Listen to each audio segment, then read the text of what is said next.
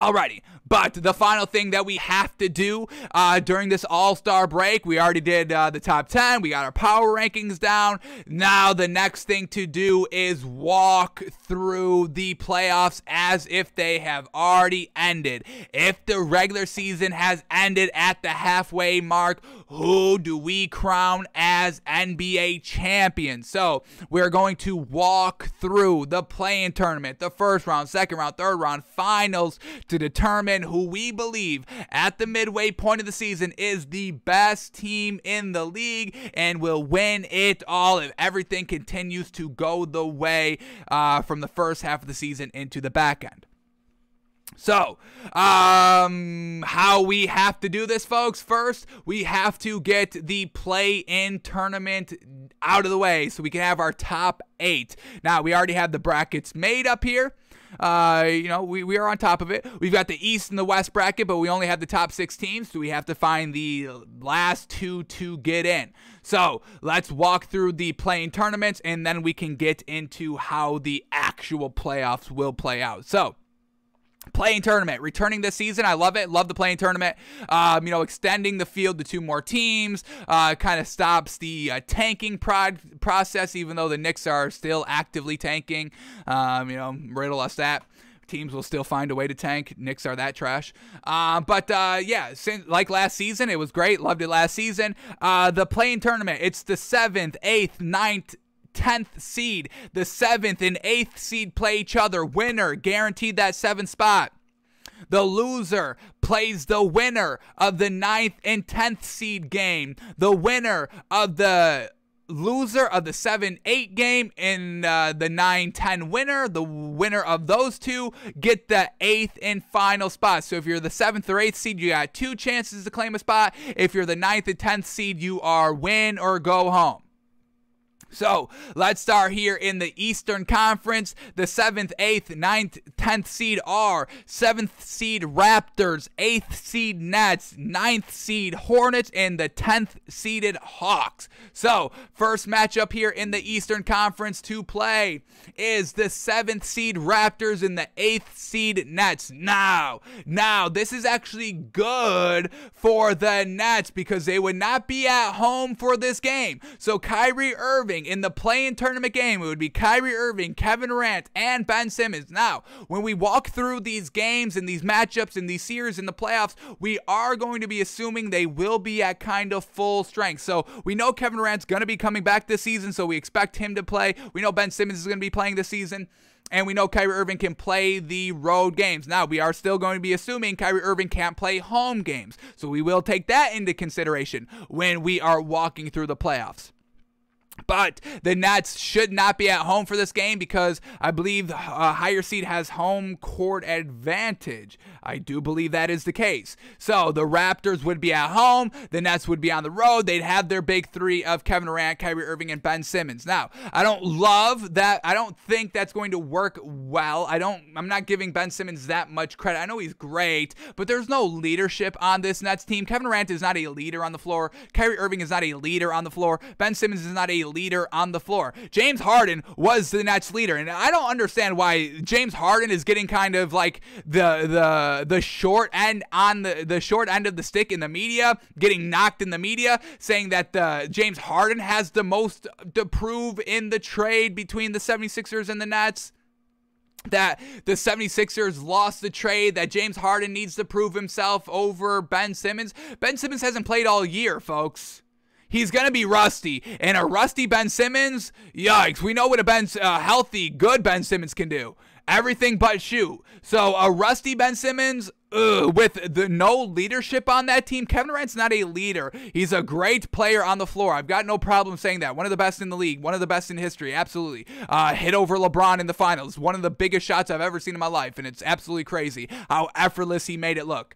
So yes, Kevin Durant is great. Kyrie Irving is great. They're not leaders. There's no leadership here with the Nets. Where the Raptors, 1 through 5 leaders, coach leader. Steve Nash is not a leader. Do not tell me Steve Nash is a leader out on that coaching floor for the Nets. No. He's not even making the decisions overall, okay? Steve Nash says, we're not trading James Harden. What happened? They traded James Harden. Steve Nash is not making any decisions there in Brooklyn. Stop that. So, zero leadership on the Nets, but they do have that big three that should be able to win a play-in tournament game. The Raptors don't have the best bench. The Nets don't have anything good. Well, they did bring in Seth Curry, so they are a little bit deeper from the big three. But other than the big three, this Nets team is absolutely not good at all. They've got no big at all. Andre Drummond is good. LaMarcus Aldridge is good. But are they going to be able to be good throughout the entire playoffs and in the back end of the season? Like we've been saying the last couple of weeks here, really kind of all season long, is, you know, these aging bigs in the league giving us great numbers so far this season, but is it going to last? Is LaMarcus Aldridge going to be able to still get it going? You know, game 7, series number 3, is that still going to be rocking? Andre Drummond, is he going to be is he still going to be kind of, you know, not fatigued in that sense? So don't love any of the bigs here by the Nets for long term. I do like the addition of Seth Curry.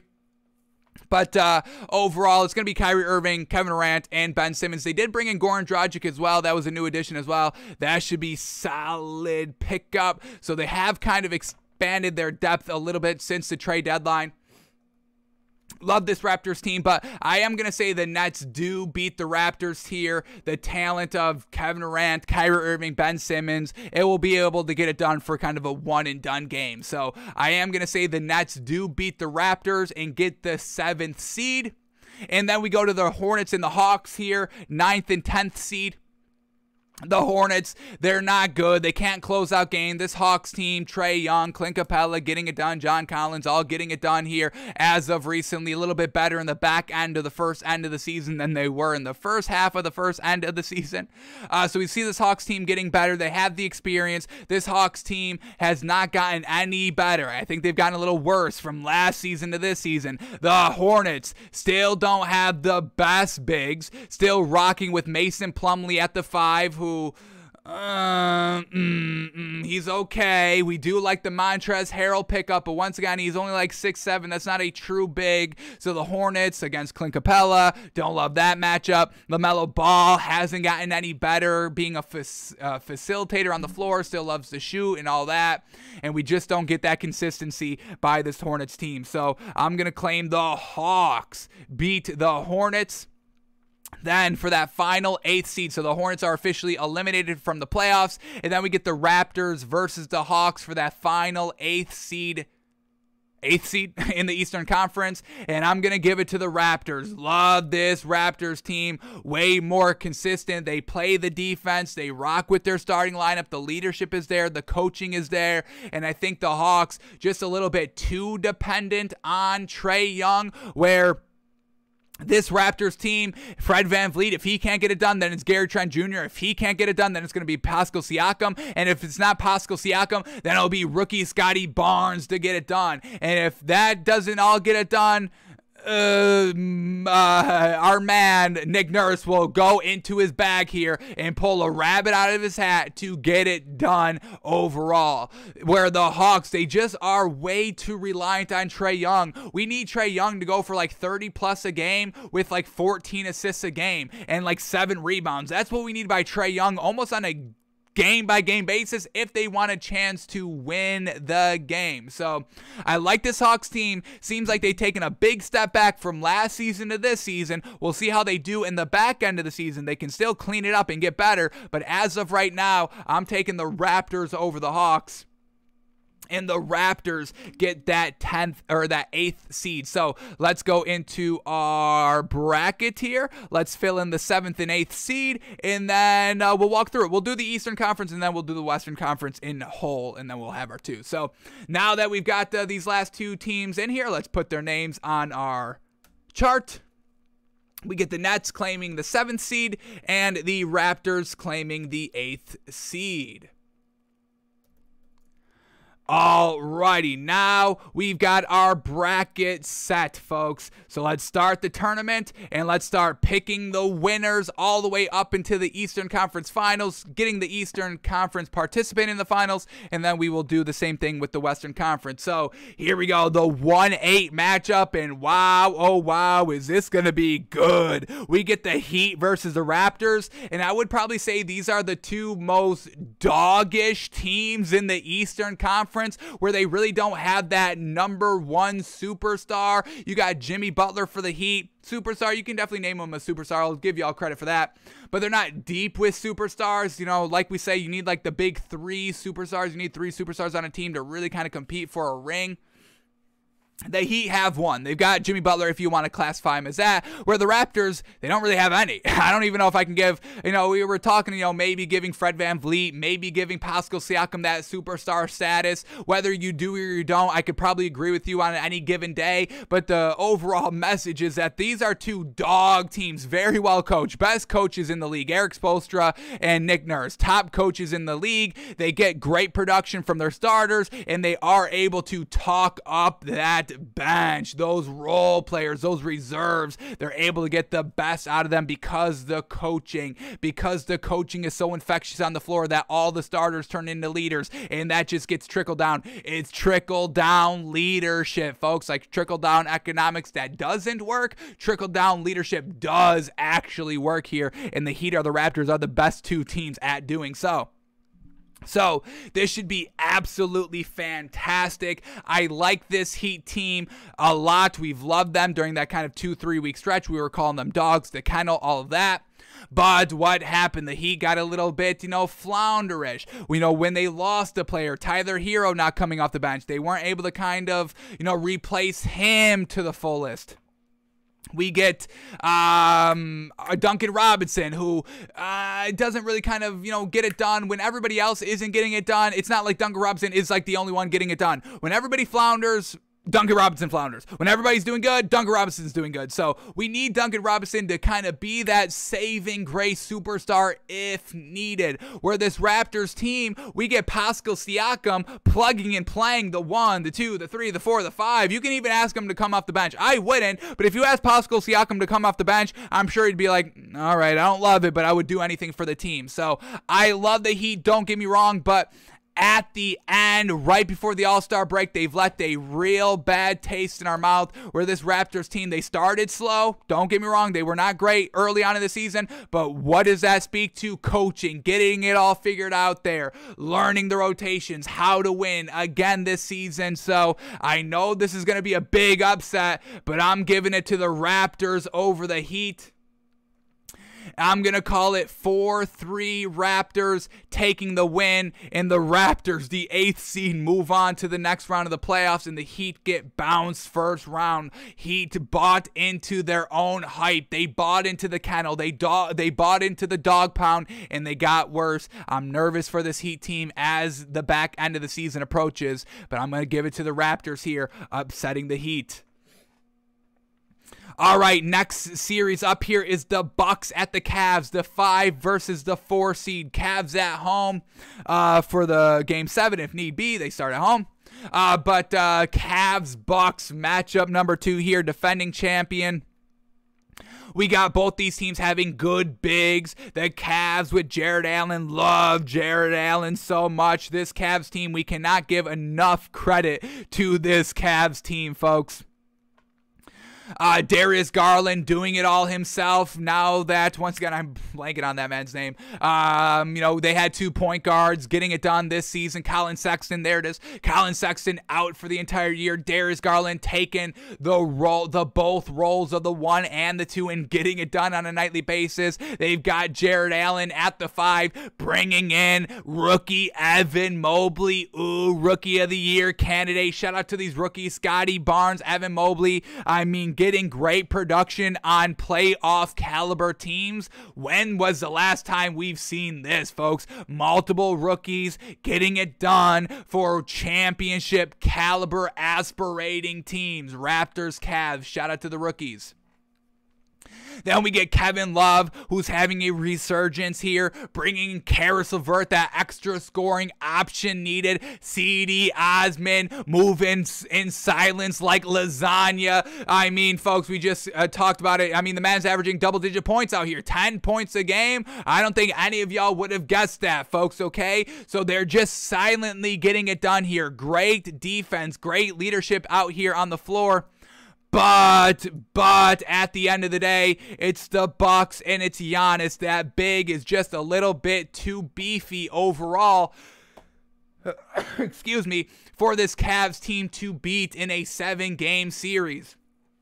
Bringing in Bobby Portis, another great big that they have to defend, especially on the perimeter. Serge Ibaka, another great big that, once again, they have to guard on the perimeter. You get Chris Middleton, who steps up in the playoffs. I don't love... He's good. Don't get me wrong. He's a great Robin. He's a great Robin here to Giannis's Batman. Absolutely. But in the playoffs, he gets a little bit upgraded. Robin gets a little bit, more clout, a little bit more recognition by Batman, being like, damn, okay, you can step up to from sidekick. Is there a co-superhero? Assistant to the superhero, I guess we should call Chris Middleton. Goes a little bit from sidekick in the regular season to kind of assistant to the Batman. He's the assistant to the Batman in the playoffs. Truly steps it up. Now, what we didn't like by this Bucks team is kind of losing that guard depth. So I think that will come back and bite the Bucks a little bit in the playoffs at some point. But I got to give it to just Giannis being dominant. The man is just having his way with the entire league in the regular season. He can't wait for the playoffs to begin. And this was a great year by the Cavs. And I truly don't want them losing in the first round. Really kind of put a negative light on the season as a whole, and it's truly unfortunate that this Cavs team would have to face the Bucks if this season ended now. Let me have this Cavs team face the Heat. Let me have this Cavs team face the Nets. Let me have this Cavs team face the Bulls, and I take the Cavs over all those teams. Against the Celtics, I could definitely see that happening as well. Just the Bucks, the Raptors, that's probably the two toughest teams for this Cavs team to face, especially the Bucks. That's definitely the number one. So I'm hoping the Cavs don't have to face the Bucks first round, but if they do, I'm taking the Bucks over the Cavs here. 4-2 Cavs, maybe win game one, feeling good, but the Bucks, they get it done. They know how to win the championship. They've gone through adversity in that championship run, going game 7 on the road against the Nets, losing some players, some key clutch players throughout some series. So this Bucks team, they know how to win. They've already won. Giannis taking over all that. Love this Cavs team. Want to give them their respect, but I'm taking the Bucks over the Cavs in 6. All right, then we get the 6-3 matchup, 76ers at the Celtics. Now, this one should be very good and entertaining as well. We've seen this Celtics team truly ramp it up here these last 2-3 weeks right before the All-Star break. This Celtics team is truly going to be a big key team to watch on how they come out right early out of the break and then as they progress to the playoffs. So, Celtics, Marcus Smart, fantastic. Bringing in Derek White, fantastic. But what are the Celtics lacking? The big. What do the 76ers have? One of the best bigs, MVP caliber big this season, Joel Embiid. And this is a bigs world, folks. Y'all know how we feel about the bigs in the NBA. So, like this Celtics team, but I'm going to take the 76ers team in 6. I'm going to call it 4-2. Jason Tatum, Jaylen Brown getting it done. Marcus Smart, Derek White helping out. But Robert Williams and Daniel Tice versus Joel Embiid, that's no contest, folks. Absolutely zero contest. Game over. Don't even need to see the games played. But I will give credit to the Celtics for, getting it done.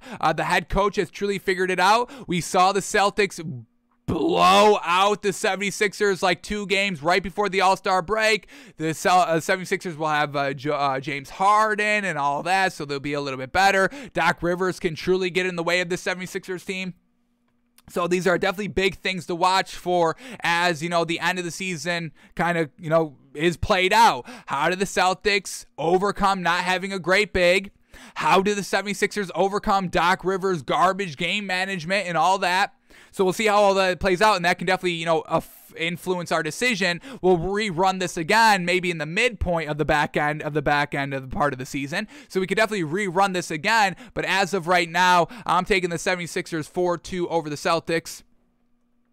And then we get the Nets Bulls 7-2 matchup here. I don't love the Nets, but they would be on the road. So we get Kyrie Irving 4 games, and that's exactly where this Nets team wants to be. They want to be on the road for the entirety of the playoffs, because who knows if Kyrie Irving will ever be able to play in Brooklyn again. We don't know. This Bulls team, they were a big surprise to us, folks. I think this Bulls team is overvalued at the moment. We love DeMar DeRozan. We love Zach LaVine. We love Vucevic, but they're not beating the best teams, folks. We've said it. They only have 6 quality wins at the All-Star break. That is the lowest out of everybody that we looked up, folks. When we did our power rankings, 6 quality wins was the lowest of the top 14 teams in the NBA at the current moment. So this Bulls team, they're inflated. They're overvalued. Yes, DeMar DeRozan is good. They've got a little bit of depth, not the best depth by this Bulls team. Let me bring them up here. Obviously, we've got the big 3 that can be a potentially big 4. Vucevic, DeRozan, Zach LaVine, Lonzo Ball out. We'll see if he can get back. We love their other guard play. Ayo Dosunmu. Fantastic at the 1. We don't mind Lonzo Ball being out at all, because Ayo can get it done. Kobe White can get it done. We now get Derrick Jones Jr. back, so hopefully he can be a great piece for this bench. They bring in Tristan Thompson. We'll see if he stays here for the long haul. So they've got the big 3. They've got some good guards. They've got some solid depth here. And the Nets, once again, I don't love the squad. I don't think it's going to be as good. Once again, everybody's just saying this Nets team is going to be good before we've even seen Ben Simmons play. So I don't think this Nets team is going to be as good as people are saying. But against this Bulls team, Kevin Durant, Kyrie Irving, they'll be able to kind of get it done. Ben Simmons, he's going to be the big question mark here. Once again, I do like what the Nets brought in depth-wise at the trade deadline, bringing in Seth Curry, bringing in Andre Drummond. I think that's big for this Nets team. And I'm going to call this one 4-3 Nets. Bulls keep it a little bit close here. Nets don't really dominate anything, but they are going to be, on the road for Game 7. That's Kyrie Irving, and Kyrie Irving, Kevin Durant, they can hit clutch shots in the playoffs, in the finals. We've seen them both do it. One helping LeBron, one over LeBron, all that. So I think the Nets can come out of the first round. We'll see if they can make it to the finals, though. I don't really think so, but we'll see. But I'll have the Nets beating the Bulls 4-3.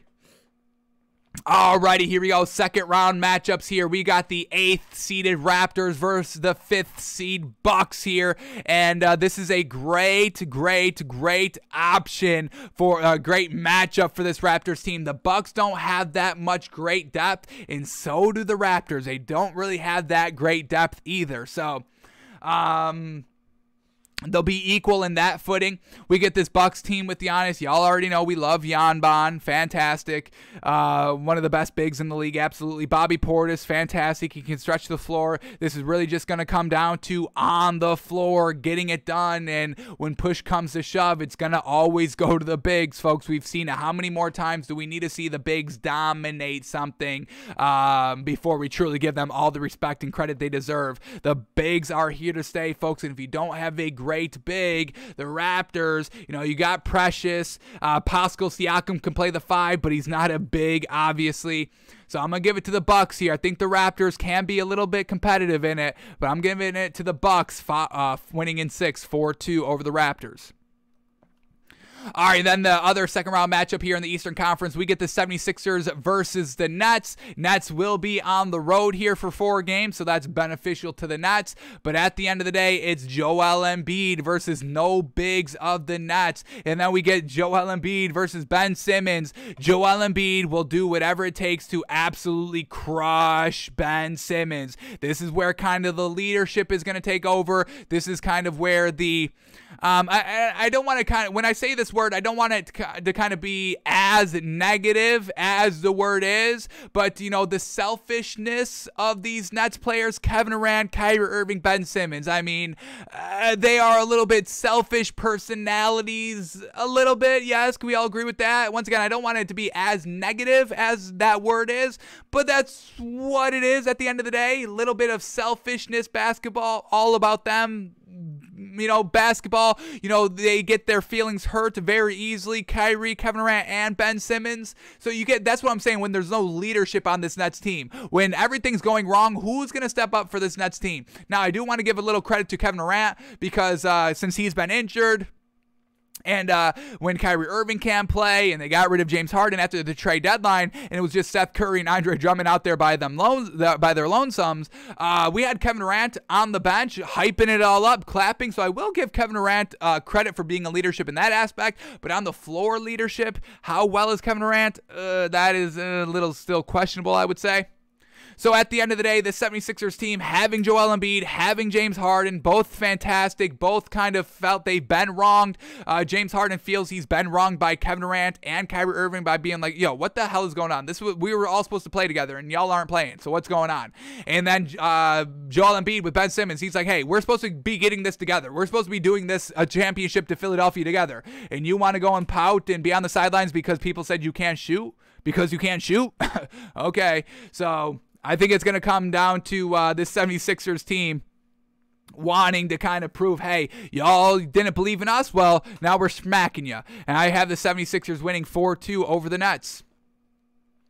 And that brings us to the Eastern Conference Finals, having the Bucks at the 76ers. Bucks the 5th seed, 76ers the 3rd seed here. This should be a wow series, and I cannot wait for this to happen. But I'm going to call this one in 7, folks. I'm going to give it to the 76ers 4-3, and really it's just going to be because of the 76ers guard play. James Harden with Joel Embiid. This should be one of the best things that we have seen. This should be like Lob City, but better. And we all know how great Lob City was, at least in the regular season, because we know they kept not getting too deep in the playoffs. So, and that's really what it's going to come down to. The Bucks getting rid of Pat Connaughton, I think, is the worst move that they really could have made. I love Andre. I love. Hang on. I love Serge Ibaka, don't get me wrong, but I don't think that's the depth that they needed here. They got no real backup guard here. I like Drew Holiday, don't get me wrong, but Drew Holiday over James Harden, not having that Pat Connaughton coming off the bench. The 76ers don't have that deep of a bench either, but this is why, the Bucks made the wrong move. If they had depth ability at the guard position, I'd probably go Bucks here. But having Shake Milton, Furkan Korkmaz, I mean, I'm taking that over whatever the Bucks have at their kind of, second depth guard-wise. So I'm going to take it with the 76ers team. Also, we've got Tyrese Maxey, if worse comes to worse, has to kind of take over point guard duties for some reason. Maybe we even get Tyrese Maxey coming off the bench. I don't think that happens, but if it does, it will work out. So I'm taking the 76ers over the Bucks in 7, and the 76ers get to the get to the finals coming out of the Eastern Conference. Alrighty, now we got to hit the Western Conference. So let's start all over here. Here we go. The play-in tournament in the Western Conference. We've got the Timberwolves at the 7th seed, the Clippers at the 8th seed, the Lakers at the 9th seed, and the Blazers at the 10th seed. Now, we are assuming Paul George is going to be back. I'm not factoring in Kawhi Leonard. I'm only factoring in Paul George for the Clippers. I think I will be factoring in Damian Lillard for the Blazers, and that's how we will talk about this through. So let's start with the 7-8 matchup here. Winner gets the 7 seed, Timberwolves and the Clippers. Clippers at the Timberwolves here. And with Paul George back, I got to give it to the Clippers. This Timberwolves team a little bit too dependent on their big three, D'Angelo Russell, Anthony Edwards, Karl Anthony Towns, to have all the offensive production. Where this Clippers team with Paul George, this is a complete team. Paul George isn't ball dominant. He's still one of their main scoring options, but everybody else is better with Paul George. That's why this Clippers team has floundered tremendously ever since Paul George has been out. But with Paul George in the starting lineup, great leadership on the floor. It's infectious. Everybody's scoring. You've got that kind of superstar to begin with. Other role players adjust accordingly to that. Where the Timberwolves, they still need to kind of start winning against the best teams, and we need to see the role players start to step up a little bit more consistently. We can believe and rely a little bit on the depth here of the Timberwolves. We get Patrick Beverley, who has, a good game every now and then. Jaden McDaniels, Jordan McLaughlin, we can kind of rely on here and there. But for the most part, we need them to be a little bit more consistent. Now we're in a win or go, or kind of a winning in kind of style. We get Paul George, this Clippers team. Shout out to Ty Lue, a great coach as well. He'll have his team ready to play. I am taking the Clippers over the Timberwolves, so the Clippers get the 7th seed. Then we get the Lakers at the Blazers, and Damian Lillard has not been clutch all season long. We'll see if he kind of re-clutchifies in the back end of the season, but that's yet to be seen, so we're not going to factor that in. And then we get, the Lakers. Lakers against the Blazers. So LeBron needing to win. He's not going to get bounced in a playing game tournament. That's not, a playing tournament game. That's not going to happen where, the Blazers losing CJ McCollum, losing Norman Powell, lackluster offensively now. We still have Nurkic. We still have who's their guard that they're rocking with. We love the guard. Here it is, folks. Anthony Simons. How did I blank on Anthony Simons? Fantastic. So we love him. We thought, you can get rid of Damian Lillard, but he wants to stay. So I guess that's not going to happen. But it's going to come down to LeBron in a playing tournament game. They get it done over the Blazers. Once again, Anthony Davis versus Nurkic. Give me Anthony Davis. So Lakers beat the Blazers, but then the Lakers have to face the Timberwolves. And once again, it's just this Lakers team. It's going to be LeBron. And I know he's upset with the Lakers here in the organization. And he's thinking about, or he's kind of, everyone's hypothesizing that the Lakers throw in the towel. How lame is that to even talk about?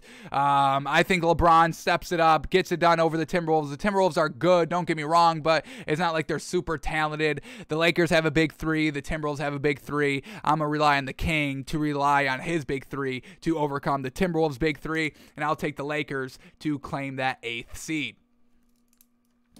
All right, so we've got the Clippers, the 7th seed, and the Lakers, the 8th seed. So let's save this and head over to our Western Conference bracket. Shout out to this website, brackethq.com. Absolutely fantastic. Absolutely fantastic. So easy to make any bracket you want. Flawless. All right, so let's fill in the 7th and 8th seed here in the Western Conference and walk through it. So the Clippers taking over the 7th seed and the Lakers taking the 8th seed. So now that we've got all of our participants in it, let's start the tournament and walk through and see who's going to be meeting the 76ers in the finals. All right, here we go. First matchup up, the 1-8. The 1-8 matchup, and this is where the Lakers' fortune is unfortunately going to run out. LeBron can carry them to the playoffs, but if they have to face the Suns round 1, good luck. Now, we are assuming Chris Paul is going to be good to go. He's going to be out 6 to 8 weeks after play resumes tomorrow, which is truly unfortunate. The Suns are truly reliant on everybody in their starting lineup, especially Chris Paul and Devin Booker. The Suns have some depth here coming off the bench. Aaron Holiday, Landry Shamet, Torrey Craig needs more credit, Cameron Johnson. So they've got depth here off the bench, but they don't have anybody to fill in for Chris Paul. That's not going to happen. Cameron Payne cannot fill in and be as good as Chris Paul. A floor general, leader, scorer, assister. I mean, he does it all every single game. There's nobody like Chris Paul out there that can get it done on this Suns team. So we definitely need Chris Paul to be healthy, and we are assuming he will be healthy by the time the playoffs start. But they are truly relying on him. Also with Devin Booker, there's no other scorer offensively on the Suns team that can give us the production consistent as Devin Booker, 25, 30 plus points a game. There's nobody else that can do that for the Suns team. So Suns are truly dependent on Chris Paul and Devin Booker. Now, facing this Lakers team, it should be easy. LeBron can carry all he wants, but at the end of the day, the Suns are just more deep than the Lakers are. DeAndre Ayton can't really guard the perimeter well for Anthony Davis, so that would be a leg up for the Lakers. But then we have the lack of depth for the Lakers. We've got, the whole Russell Westbrook and all that going on. So I'm going to give it to the Suns here 4-1. 4-1 over the Lakers. I don't think it's going to be really a contest. All right, then we go to the 5-4 seed, and now we get the Mavericks at the Jazz, and this is not the team the Jazz want to be facing round one. The Mavericks shoot the outside shot. The Jazz, they love to shoot the outside shot. I don't think they're as good as it as the Mavericks, and the Jazz have Rudy Gobert, who's going to have to be guarding a perimeter on somebody because everybody shoots the three here. They don't have Porzingis anymore, so they're not going to have like a traditional down low big, and that wasn't even Porzingis in the first place. But so Rudy Gobert is going to be down in the paint with nobody else while everybody else is just shooting threes all over the place here. This Jazz team, they're good on paper, folks, but man, oh man, they definitely need Donovan Mitchell. They definitely need Rudy Gobert. That's their two leaders. But other than that, I mean, Rudy Gobert still can't guard the perimeter. I don't understand why this man cannot guard the perimeter for the bigs on the outside shooting. Multiple defensive players of the years, always so highly regarded, but he's still getting destroyed on the perimeter. So we get this Mavericks team, Luka Doncic doing it all. We get everybody on the Mavericks able to shoot. So I just think this is a really big mismatch here for the Jazz. They're not going to be able to keep up three-point shooting with the Mavericks. And I'm going to call this one for the Mavericks, folks. And pretty convincingly, I'm going to call it 4-2. Big ol' upset here for the Mavericks, but they win games, folks. And this Jazz team, they just never bring it as well as they probably should bring it. They've got a lot of talent on their team. Donovan Mitchell, Mike Conley, Bogdanovich, love their bench, Rudy Gay, Hassan Whiteside, Jordan Clarkson. They've got players, but that's just traditional basketball that they're playing. No dominant big, pick and roll with Donovan Mitchell, some good three-point shooters off the bench, but that doesn't win anymore. You need like a Steph Curry outside shooter with the Jazz don't have, or you need a great big with the Jazz don't have. So they're in just kind of this classic basketball style mode, and we saw that last season. Wasn't impressive. And it's the same here this season. Rudy Gobert still not doing good. So I'm going to give it to the Mavericks in 6. All right, then the next matchup up here, we got the Grizzlies at the Nuggets. And the Nuggets, shout out to the Nuggets, shout out to Jokic for truly carrying this team. I don't see Jamal Murray being back. I don't see Michael Porter Jr. being back for this Nuggets team this season. So unfortunate to them, where this Grizzlies team has played such great basketball this season, folks. So much better than last season, and they were so good. Once again, John Morant just kind of freed up, not having Valanciunas on his team anymore. And I'm not knocking Valanciunas, but, a little bit more offensively dominant than Steven Adams is, and now the Grizzlies are the 3rd seed in the Western Conference, so they're getting it done.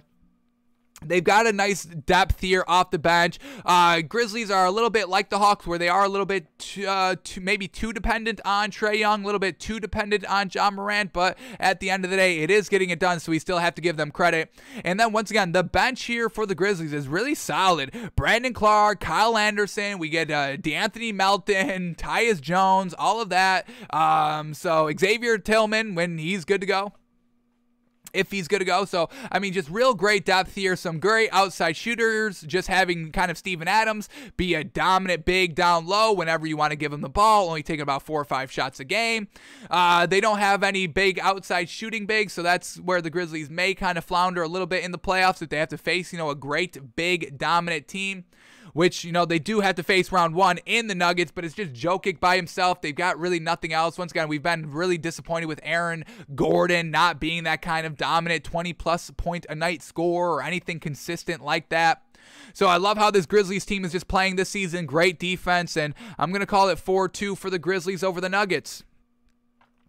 All right, then we get the Warriors and the Clippers here, and I'm assuming Draymond Green's going to be back. I'm really hoping, and we're going to be talking about this Warriors team as if Draymond Green is back. If no Draymond Green, they're not winning a ring. And I don't know if they win a ring with Draymond Green this season. We still have to walk through it, but they don't probably make it out the second round. They may be able to make it out the first round over the Clippers by just outshooting them, but at some point you're going to need a big or some beef down low, and Draymond Green is really all of that. So we'll assume Paul George is playing for the Clippers here. We're assuming that Draymond Green is playing for the Warriors here. And I like this Clippers team, don't get me wrong, but the clutch ability of the Warriors, they're going to be at home. Steve Kerr, Splash Brothers back in the playoffs. That's what they're waiting for. The Warriors are done with the regular season. They've been done with the regular season since 2014. All right, can the playoffs just start? Clippers, they'll have Paul George back. Everybody else will be solid. But at the end of the day, it's just going to be the Warriors, Splash Brothers, out shooting the Clippers. The Clippers don't have that many great three-point shooters that are consistent. So I'm going to give it to the Warriors 4-2 over the Clippers. That brings us to our the second round here. We got the Suns and the Mavericks, and I'm going to take the Suns here 4-1 over the Mavericks. Once again, outside shooting can kind of take you so far, but we need a big. We need some ball movement here, and the Mavericks just don't have the big, and I don't see them going too deep in the playoffs, so I'm going to take it Suns 4-1 over the Mavericks. Then we get the Grizzlies at the Warriors, and this is going to be good. Once again, the Warriors are truly going to need Draymond Green if they want to compete with this Grizzlies team. Steven Adams down low should be able to be dominant here. The Warriors probably have the advantage a little bit because it's Steph Curry and Klay Thompson. I mean, when we talk about having great outside shooters, yeah, your team can have great outside shooters, but Steph Curry and Klay Thompson, that's another stratosphere. And we just saw Steph Curry at the All-Star game. The man is back, okay? What was it, 15, 16 three-pointers he made in that game, setting a record, flawless, being flashy, being the classic Steph Curry that we all know and love. We did not get anything like that with Steph Curry the last 3 weeks of the season heading into that All-Star break. So Steph Curry's back. The three-point shooting shot is back. The flash ability of the Warriors is back, folks. And I think that's going to unfortunately unravel this Grizzlies team. But I think it's close, and I'm going to give the Warriors winning it in 7 here 4-3. Over the Grizzlies, and that brings us to the Suns and the Warriors, and I'm going to give it to the Suns here in 7. Once again, it's just really going to come down to having that dominant big, and the Warriors, Kevon Looney, Draymond Green, they're good defenders, but having DeAndre Ayton, Jay Crowder, some good beef down low as well. That doesn't get enough credit. In the Warriors, you got to have a big, and I'm going to give the Suns a little bit of a better big than the Warriors have. And I think once we get, to the Eastern Western Conference Finals, we're going to have those bigs truly kind of dominating and winning like we kind of saw a little bit last season with Giannis getting it done, winning the finals. So I'm going to take the Suns 4-3 over the Warriors. So we've got the Suns and the 76ers in the finals, folks. And, man, oh, man, the Suns, I'm going to take, I love the 76ers, folks. Give me Joel Embiid over DeAndre Ayton, yes, sir.